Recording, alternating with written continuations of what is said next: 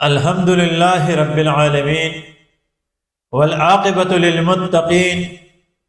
والصلاة والسلام علی سید الانبیاء والمرسلین اما بعد فاعوذ باللہ من الشیطان الرجیم بسم اللہ الرحمن الرحیم۔ پیغمبر اسلام صلی اللہ علیہ وآلہ وسلم کی حیات طیبہ پر جو دروس ہم نے شروع کی تھی، آج ہم بات کرتے ہیں غزوہ احد کے لیے لشکر قریش یا لشکر کفار اور لشکر اسلام کی تیاری۔ اگر دیکھا جائے تو غزوہ بدر میں قریش سے کی نظر میں ان سے جو کمیاں ہو گئی تھی وہ یہ تھی کہ وہ آپس میں متحد نہیں تھے، منظم نہیں تھے، ایک قائد کے مطیع اور فرمان بردار نہیں تھے، اپنے مقصد پر یکسو نہیں تھے، اور میدان بدر میں مسلمان ان سے پہلے پہنچے تھے اور اپنی مرضی کی جگہ پر انہوں نے پڑاؤ ڈالی تھی۔ وہ کمیاں اس غزوہ احد میں قریش نے ختم کر دی تھی۔ سب سے پہلے تو پوری لشکر قریش، لشکر کفار اپنے مقصد پر یکسو تھی، اور دوسری آپس میں متحد اور متفق تھے، ان کے درمیان کسی قسم کی اختلافات نہیں تھی۔ تیسری اپنے قائد ابو سفیان کی ماتحتی میں سارے متحد اور مطیع اور فرمان بردار تھے۔ اور چوتھی بات یہ کہ یہ لوگ سفر طے کرتے ہوئے مسلمانوں سے پہلے میدان احد یا احد کے دامن میں پہنچے تھے اور پڑاؤ انہوں نے ڈالی تھی اپنی مرضی کی جگہ پر۔ تو قریش مکہ کی اس لشکر میں قریش کے پاس 3000 جنگجو تھے، 3000 اونٹ تھی، 200 گھوڑے تھے، 700 زرہیں تھی، اور لشکر کے قائدین، سیادت و قیادت کو مضبوط کرنے کے لیے ان کے ساتھ 15 خواتین بھی آئی تھی۔ تو یہ قریش کی مضبوط لشکر، یہ تیار لشکر، یہ متحد اور متفق لشکر اپنے مقصد پر یکسو اور قائد کی اطاعت میں یہ لوگ آ گئے۔ اب جب یہ لوگ مکہ سے روانہ ہوئے تھے تو اسی وقت سے پیغمبر اسلام صلی اللہ علیہ وسلم کے چچا حضرت عباس رضی اللہ تعالی عنہ نے قاصد کے ذریعے پیغمبر اسلام صلی اللہ علیہ وسلم کو یہ ساری اطلاعات بھیج دی تھی۔ رسول اللہ صلی اللہ علیہ وآلہ وسلم کو جب قاصد ملا حضرت عباس رضی اللہ تعالیٰ عنہ کا، تو فوراً رسول اللہ صلی اللہ علیہ وآلہ وسلم نے مہاجرین اور انصار کی قیادت کو طلب کی اور اجلاس منعقد کی، مجلس شورا بلائی کہ قریش آ چکے ہیں جنگ کے لیے، اب کیا کیا جائے، اس پر صلاح و مشورہ تھی۔ لیکن اس سے پہلے مسلمانوں نے، صحابہ کرام رضی اللہ تعالیٰ عنہ نے 3 اقدامات کی۔ پہلا قدم انہوں نے یہ اٹھائی کہ انصار کی ایک دستہ، انصار صحابہ کرام رضی اللہ تعالیٰ عنہ پیغمبر اسلام صلی اللہ علیہ وسلم کی حفاظت پر پہرا دینے لگے کہ ایسا نہ ہو دشمن پیغمبر اسلام صلی اللہ علیہ وسلم کو خاموشی سے کوئی نقصان پہنچائے۔ صحابہ کرام رضی اللہ تعالیٰ عنہ کا ایک دستہ مدینہ منورہ کے داخلی دروازوں پر کڑا ہو گئی اور متعین کی گئی تاکہ ناخبری میں کوئی مدینہ منورہ کے اندر داخل نہ ہو جائے۔ اور صحابہ کرام رضی اللہ تعالی عنہ کا تیسرا دستہ، انہوں نے مدینے کے ارد گرد شاہراہ اور راستوں پر گشت شروع کی تاکہ دشمن اچانک کوئی حملہ نہ کر سکے۔ ان تیاریوں کے بعد صحابہ کرام، مہاجرین، انصار پر مشتمل مجلس شورا رسول اللہ صلی اللہ علیہ وسلم نے منعقد کی اور بات چیت شروع کی گئی کہ کیا کیا جائے۔ یہ بڑا ہی قابل تحقیق موضوع ہے، وسیع تحقیق پر ضرورت ہے اس کی، اور عصر حاضر میں انقلابات کے لیے یا ایک طاقتور دشمن کے خلاف اٹھنے کے لیے، یا وہ آپ کے دروازے تک پہنچا ہو، یا کسی نظام کے خلاف اٹھنے کے لیے ہمیں کیا کیا جائے، اس غزوے سے اس ضمن میں بڑی رہنمائی ملتی ہے۔ اب دشمن سر پر پہنچا ہے، مسلمان کیا کرے؟ تو اس کا مطلب یہ نہیں کہ مسلمانوں کی تیاری نہیں تھی، مسلمان ہر وقت جنگ کے لیے تیار رہتے تھے، ہر وقت دشمن کے حملے کے لیے ذہنی طور پر، نفسیاتی طور پر تیار رہتے تھے،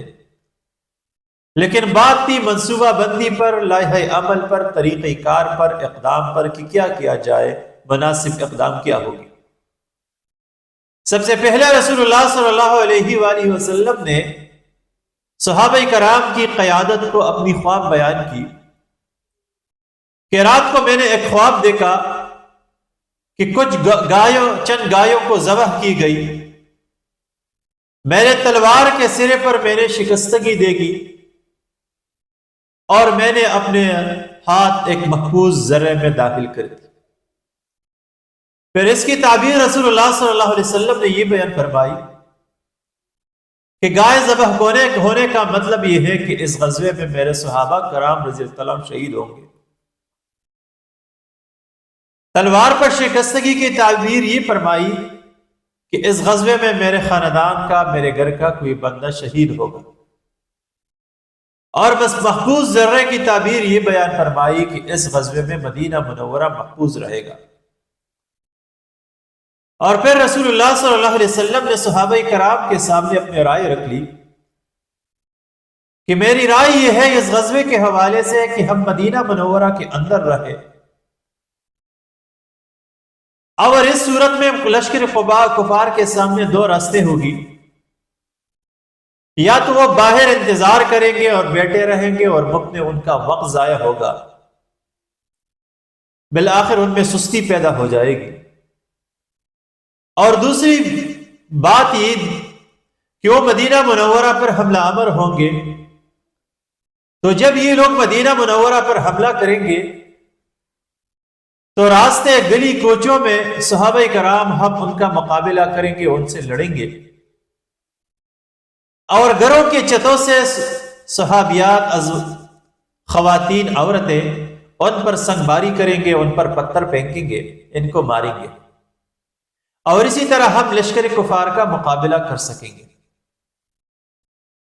لیکن پیغمبر اسلام صلی اللہ علیہ وسلم کا چچا حضرت حمزہ رضی اللہ تعالیٰ عنہ اور وہ صحابہ کرام جو غزوہ بدر میں شریک نہیں ہوئے تھے، اور نوجوان اور زیادہ تر صحابہ، کثیر صحابہ کی رائے یہ تھی کہ ہم باہر نکل کے میدان جنگ میں لشکر قریش کا مقابلہ کریں اور ان کے ساتھ دو بدو ہو کے لڑیں، تاکہ ان کے دلوں میں یہ بات نہ آ جائے، یہ سوچ نہ آ جائے کہ مسلمان ان کے مقابلے سے کتراتے ہیں، مسلمان ان کے مقابلے سے پیچھے ہٹتے ہیں۔ اور جو صحابہ غزوہ بدر میں شریک نہیں ہوئے تھے، ان کی خواہش یہ تھی کہ اس جنگ میں وہ دو بدو شریک ہو جائے۔ اب اس واقعے کو دیکھتے ہوئے بہت سے اشکالات پیدا ہوتے ہیں۔ اب اس پر ہم بات کرنے کی کوشش کرتے ہیں، لیکن موضوع ہے بڑی مشکل۔ اب دیکھیے رسول اللہ صلی اللہ علیہ وسلم کی رائے سے صحابہ کرام رضی اللہ تعالیٰ عنہ اختلاف کرتے ہیں، اور دوسرا جو رسول اللہ صلی اللہ علیہ وسلم نے جو رائے رکھ دی، اس کی وجہ سے بھی مسلمانوں کے دلوں میں بعض اشکالات پیدا ہوتے ہیں۔ پہلے یہ کہ رسول اللہ صلی اللہ علیہ وسلم نے فرمایا کہ ہم مدینہ منورہ کے اندر رہ کر لشکر کفار کا مقابلہ کریں گے۔ اب یہ دیکھیں پوری سیرت النبی صلی اللہ علیہ وآلہ وسلم کو کہ کبھی بھی رسول اللہ صلی اللہ علیہ وسلم نے غنیم یا دشمن کو یا حریف کو اپنے چاردیواری تک آنے کا موقع نہیں دیا، مدینے کی حدود کو کراس کرنے کا موقع نہیں دیا، کبھی مدینے کے اندر داخل ہونے کا موقع نہیں دیا۔ ہم بعد کے غزوے میں پڑھیں گے، غزوہ احد، غزوہ احزاب کے موقع پر، کہ رسول اللہ صلی اللہ علیہ وسلم نے لشکر قریش کو مدینہ منورے کے اندر داخل ہونے نہیں دیا۔ تو یہ غزوہ احد کے موقع پر مدینہ منورہ کے اندر داخل ہونے کا کیا وجہ ہو سکتی ہے؟ قابل تحقیق موضوع ہے۔ ہم دیکھتے ہیں کہ غزوہ تبوک کے موقع پر جب قیصر روم اس وقت کی بڑی استعماری طاقت نے، سپر طاقت نے عالم اسلام پر حملہ کرنا چاہا، تو رسول اللہ صلی اللہ علیہ وسلم نے سفر کی صعوبتیں برداشت کرتے ہوئے، بھوک اور پیاس اور تکالیف برداشت کرتے ہوئے، کئی سو میل کا سفر طے کرتے ہوئے قیصر روم کے ساتھ اس کی سرحد پر لڑے۔ قیصر روم کو رسول اللہ صلی اللہ علیہ وسلم نے حدود عرب میں داخل ہونے کا موقع نہیں دیا۔ تو کیا وجہ ہو سکتی ہے کہ غزوہ احد کے موقع پر اللہ کا رسول یہ رائے دیتے ہیں کہ کفار مدینے کے اندر داخل ہو کے ہم ان کے ساتھ مقابلہ کریں گے؟ ہم دیکھتے ہیں کہ رب کائنات کا فرمان ہے قرآن مجید کے اندر کہ ملکہ بلقیس اپنی قوم سے کہتی ہے کہ اے میری قوم، قالت ان الملوک اذا دخلوا قریۃ افسدوها وجعلوا عزت اہلها اذلہ وکذالک یفعلون۔ ملکہ بلقیس اپنی قوم سے کہتی ہے کہ اے میری قوم، جب ایک قوم دوسری قوم کے علاقوں میں، ریاست میں، ملک میں داخل ہوتی ہے تو وہاں پر بڑے فسادات ہوتے ہیں، اس خطے، اس علاقے، اس ملک کی باعزت لوگ ذلیل ہو جاتے ہیں، تو ہم کیا کریں؟ تو قرآن مجید سے یہ بات ثابت ہے کہ جب دشمن آپ کے علاقے کے اندر داخل ہو جائیں گے، پھر آپ کی چاردیواری اور چادر کی حرمت لازماً پامال ہوگی، وہ کبھی محفوظ نہیں رہ سکتی۔ تو قرآن مجید میں بھی اس بات کا ذکر ہے کہ اگر دشمن کسی خطے میں داخل ہو جائے، کسی علاقے اور ریاست میں، تو اس کی حرمت پامال ہو جاتی ہے، وہاں پہ تباہی آتی ہے۔ اور علاقے میں داخل ہوتے وقت پھر لوگ اس کا مقابلہ اس لیے مشکل ہوتا ہے کہ آپ دشمن کے ساتھ لڑیں گے یا اب خواتین، بچوں، بوڑھوں اپنی چاردیواری کی حفاظت، اپنے مقدس مقامات کی حفاظت کریں گے۔ آپ کو دو محاذوں پر لڑنا پڑے گا، آپ کے لیے پھر دشمن کا مقابلہ مشکل ہوگا۔ تو کیا وجہ ہو سکتی ہے کہ اللہ کے رسول کی یہ رائے کہ لشکر قریش کو مدینے کے اندر آنے دیں؟ بڑے قابل تحقیق موضوع ہے۔ اسی طرح ہم دیکھتے ہیں کہ ہمیشہ رسول اللہ صلی اللہ علیہ وسلم نے خواتین کی عزت کا خیال رکھا ہے۔ غزوہ احزاب جیسے مشکل موقع پر بھی اللہ کے رسول نے باقاعدہ خواتین کو ایک محفوظ جگہ تک پہنچائی اور خود دشمن کے مقابلے پر آئے۔ لیکن غزوہ احد کے موقع پر رسول اللہ صلی اللہ علیہ وسلم کی رائے یہ ہے کہ خواتین گھروں کے چھتوں سے دشمن پر پتھر ماریں گے، اور ظاہر ہے کہ جب خواتین گھروں کے چھتوں سے پتھر ماریں گے تو دشمن کی توجہ ان کی جانب ہوگی، وہ انہیں تیر بھی مار سکتے ہیں، گھروں کے اندر داخل بھی ہو سکتے ہیں، اور کچھ بھی ہو سکتی ہے۔ تو پھر اللہ کے رسول کی اس ارشاد کا کیا مفہوم ہو سکتا ہے؟ یہ اپنی جگہ بڑی قابل تحقیق اور وسیع تحقیق کی اس پر ضرورت ہے۔ اسلام میں جان مال عزت کی حفاظت ضروری ہے، چادر اور چاردیوالی کی حفاظت ضروری ہے، اور اگر لشکر قریش مدینہ کے اندر داخل ہوتے تو چادر اور چاردیواری کی حرمت پر حرب آنے کا خطرہ تھا۔ تو اللہ کے رسول کی اس ارشاد کا کیا مفہوم ہو سکتا ہے؟ اس پر وسیع تحقیق کی ضرورت ہے، مشکل موضوع ہے، لیکن ہم اگر دیکھیں تو اس کی چند ممکنہ وجوہات ہو سکتی ہے، ان میں سے چند حسب ذیل ہے۔ پہلے نمبر پہ اگر دیکھا جائے تو رسول اللہ صلی اللہ علیہ وسلم کی ہمیشہ یہ کوشش تھی کہ صحابہ کرام رضی اللہ تعالیٰ عنہ کو آزمائش سے بچائے، اور ہمیشہ ہی فرماتے تھے کہ کبھی اللہ سے یہ دعا نہ کرنا کہ اللہ ہمارا سامنا ہمارے دشمن سے کرے، کیونکہ دشمن کا سامنا کرنا بڑی آزمائش والی کام ہوتی ہے، اس میں ثابت قدمی بڑی مشکل ہوتی ہے۔ اور غزوہ احد کے موقع پر ایک تیار، منظم، متحد جنگجو لشکر آئی تھی، ایک بڑی پیمانے پر، ایک بڑی تعداد میں، اب رسول اللہ صلی اللہ علیہ وسلم کو، صحابہ کرام کو ان کی مرضی کے خلاف، دشمن کے خلاف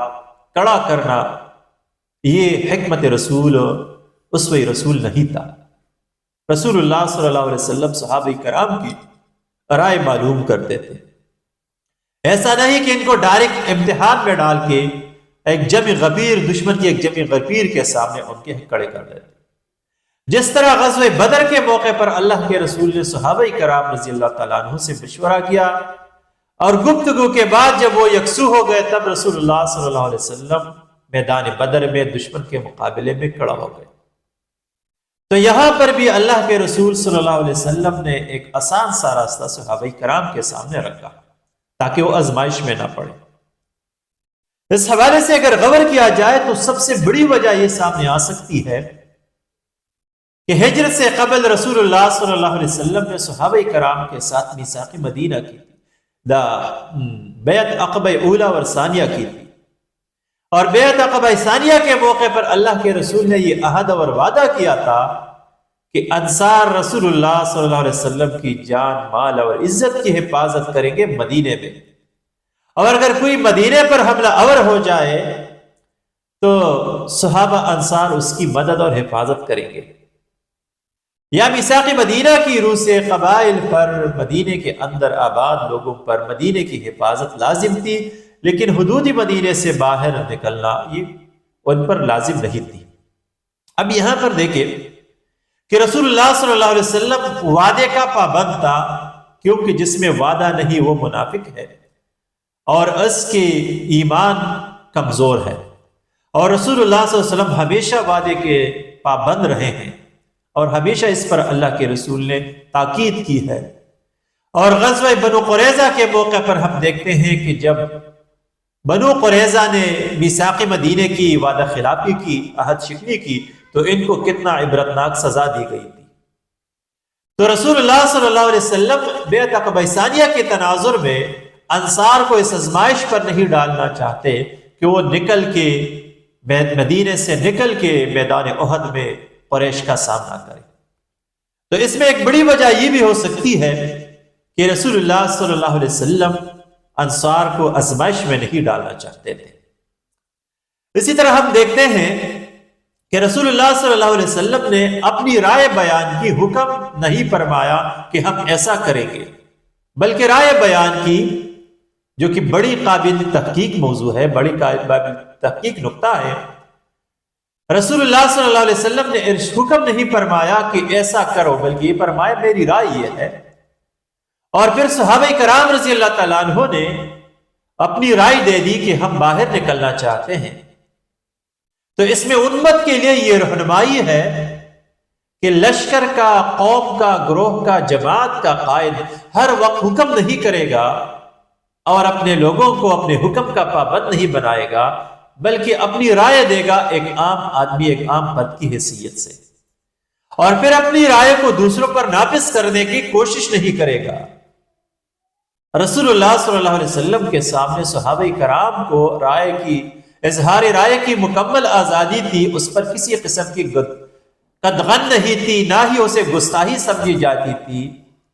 اور نہ ہی اس سے ناراضگی پیدا ہوتی۔ تو صحابہ کرام بلا جھجک رسول اللہ صلی اللہ علیہ وسلم کے سامنے اپنی رائے کا اظہار کرتے تھے۔ جو مذہبی حکم ہوتا، جو مذہب سے متعلق ہوتا، اس پر کسی قسم کی گفتگو نہیں ہوتی تھی، لیکن دنیاوی امور پر، منصوبہ بندی پر ہمیشہ صحابہ کرام اور رسول اللہ کے درمیان گفتگو ہوتی تھی، مشورہ ہوتا۔ ہم دیکھتے ہیں کہ بدر کے موقع پر حضرت حباب رضی اللہ تعالیٰ عنہ کا مشورہ اور رائے منظور کرتے ہوئے رسول اللہ صلی اللہ علیہ وسلم نے اپنی رائے چھوڑ دی، اور بدر میں اسی کی رائے کے مطابق آپ نے پڑاؤ ڈالا۔ احد کے موقع پر ہم دیکھتے ہیں کہ رسول اللہ صلی اللہ علیہ وسلم نے کثیر صحابہ کی رائے تسلیم کرتے ہوئے باہر جانے پر اتفاق کی اور باہر نکلا جہاد کے لیے۔ احزاب کے موقع پر ہم دیکھتے ہیں کہ رسول اللہ صلی اللہ علیہ وسلم نے حضرت سلمان فارسی رضی اللہ تعالیٰ عنہ کے مشورے پر خندق کودی۔ جو امت کے لیے یہ درس ہے، یہ رہنمائی ہے کہ قائد خود کو زمین پر خدا نہیں سمجھے گا، بلکہ ایک عام فرد، اور ہمیشہ اپنی قوم اور جماعت اور گروہ سے مشورہ کرتے ہوئے آگے بڑھیں گے۔ لیکن بدقسمتی سے عصر حاضر میں جماعتوں کے اندر، تحریکوں کے اندر، نظاموں اور ریاستوں کے اندر قائد اسے اپنا توہین سمجھتے ہیں، اسے گستاخی سمجھتے ہیں، کیونکہ آج قائد عقل کل بنا ہوا ہے، وہ سب سے ہوشیار بندہ ہے، سب سے دانا بندہ ہے، اسی کی رائے حق پر ہے۔ اگر کوئی اس کی رائے کے خلاف جاتا ہے تو پھر اس پر ناراضگی ہوتی ہے، اسے توہین سمجھا جاتا ہے، اسے گستاخی سمجھی جاتی ہے، اپنے دوستوں کی رائے کا احترام نہیں کرتا۔ اور غزوہ احد کی سب سے بڑی سبق یہ ہے کہ رسول اللہ صلی اللہ علیہ وسلم نے فقط صحابہ کے سامنے اپنی رائے رکھ لی، اور صحابہ کی رائے بھی سن لی، اور کثیر لوگوں کی رائے پر اتفاق کی گئی، اور لوگ باہر نکلنے کے لیے تیار ہو گئے۔ امت کو چاہیے کہ اس موقع پر اس نقطے سے استفادہ کرے۔ پہلا یہ کہ قائد کبھی اپنی لوگوں کو آزمائش میں نہ ڈالے، ان کے ساتھ سہولت اور آسانی کا معاملہ کرے۔ دوسری بات یہ ہے کہ قائد کبھی وعدہ شکنی، وعدہ خلافی نہ کرے، جن باتوں پر اپنی قوم، اپنی جماعت، اپنی گروہوں سے بیعت کرے، وعدہ کرے، اسی پر قائم رہے، اسی سے پیچھے نہ ہٹے۔ اور تیسری بات یہ کہ ہمیشہ اپنے لوگوں کی رائے کا احترام کرے، اپنی رائے کو حکم کے درجے تک نہ پہنچائے، بلکہ اپنی رائے کو رائے کی حد تک رکھے، اور جو رائے سب سے زیادہ موضوع سامنے آ جائے، جس رائے سے زیادہ لوگ اتفاق کرے، اسی رائے پر عمل کرتے ہوئے آگے بڑھے تو اللہ تعالیٰ اس میں خیر فرمائے گا۔ اب کیا ہوتا ہے، فیصلہ کیا ہوتا ہے، اس کے مطابق رسول اللہ صلی اللہ علیہ وسلم کیا اقدامات کرتے ہیں، آگے کس طرح بڑھتے ہیں، کس طرح واقعات سامنے آتے ہیں، اور ہم اس سے کیا سیکھ سکتے ہیں، اس پر آنے والے لیکچرز میں تفصیلی گفتگو ہوگی۔ رب کائنات سے دعا ہے کہ ہمیں سیرت النبی صلی اللہ علیہ وسلم کو صحیح طریقے سے سمجھنے کی توفیق عطا فرمائے۔ وآخر دعوانا ان الحمد للہ رب العالمین۔